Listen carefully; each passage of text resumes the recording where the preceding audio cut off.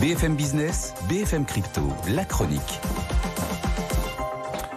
Et Antoine, la tendance est à la baisse sur les cryptos. Petite baisse sur le Bitcoin, mais sur les autres, c'est un peu dur.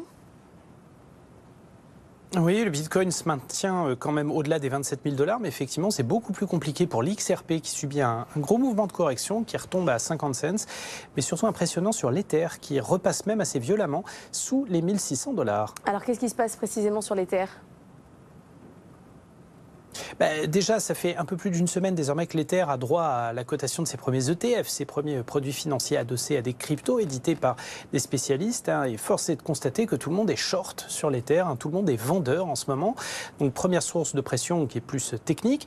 Deuxième, on a des analystes qui avertissent sur une baisse du rendement lié au staking. Vous savez, c'est cette pratique qui consiste à détenir de l'Ether et à les laisser générer passivement du revenu via les contrats intelligents, les smart contracts, une pratique qui avait provoqué un gros engouement en début d'année.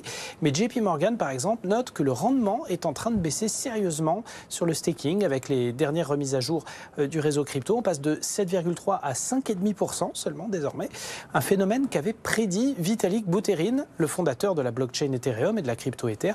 Et ce dernier, en plus, troisième coup de pression, a cédé plusieurs milliers de sa crypto via son portefeuille, qui est évidemment très surveillé par la communauté, d'où une vraie prime qui est en train de partir en fumée en ce moment sur les cours de l'Ether qui retombent au plus bas depuis la mi-mars.